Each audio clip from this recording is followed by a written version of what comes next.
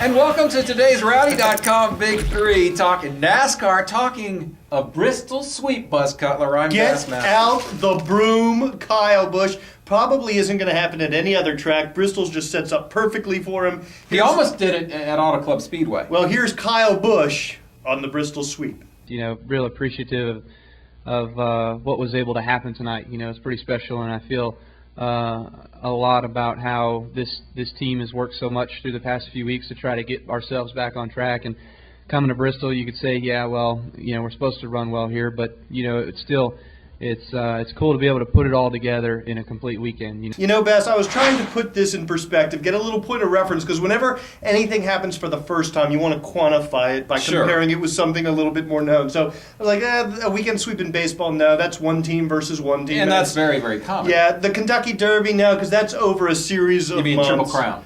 Yeah, the Triple Crown, exactly. Right. That's over a series of months, so that's not really relevant. And the only thing I could come up with was sort of a dominant performance in the Olympics, when in multiple but related disciplines over a wide field of competitors in a concentrated period of time, you dominate, like Michael Phelps or Carl Lewis or Jesse Owens or Eric Heiden, the speed skater. And that was the only sort of equivalent performance I could come up with for what Bristol and Kyle Busch mean to one another. That's what it means to you. And I hate to piss on the man's parade, but it did bring up to me that old question: how much does racing all these races take away from his cup effort? And I don't know the answer, and I don't think any one weekend is a big detriment. I think it's great that he swept Bristol, but overall, I still wonder, is this man going to become the greatest nationwide driver in history when maybe what he wants to be is a multiple cup champion? Still could do it, but I don't think a dominant performance at Bristol is the kind of thing that necessarily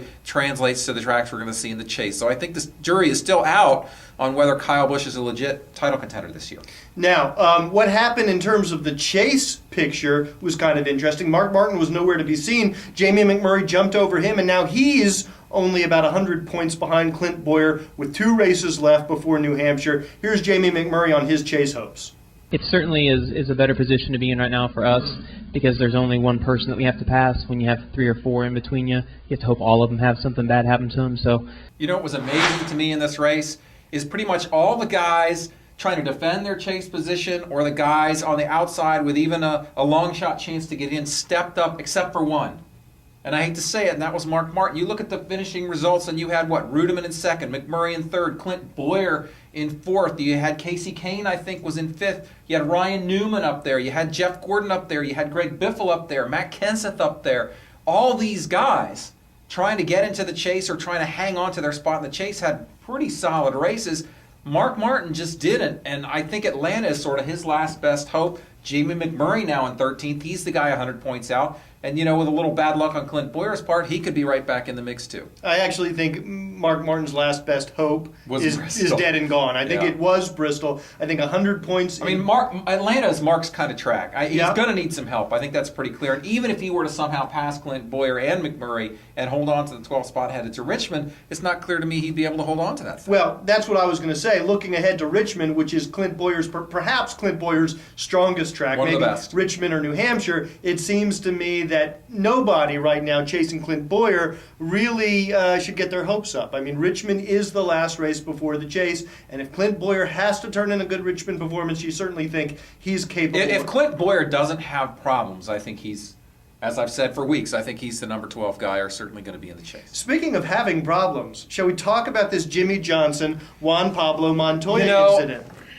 I don't know what to say on that. I think Mark Garrow made an interesting point on our Rowdy.com podcast today, which will be up around 1 o'clock, I think, Cutler.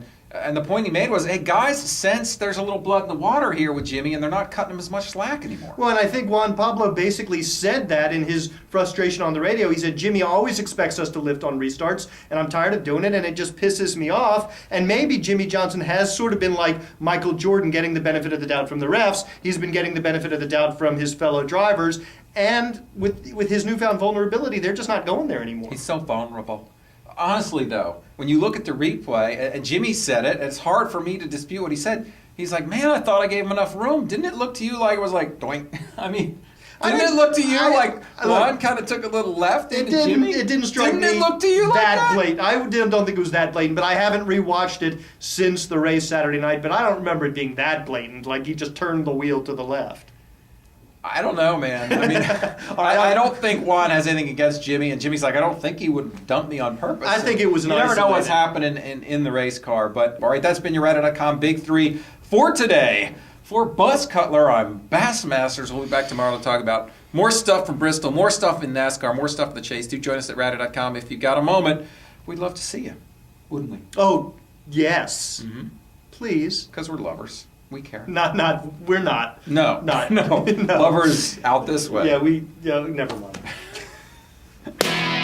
Rowdy.com. Say it like it is. Say what like it is? Rowdy.com.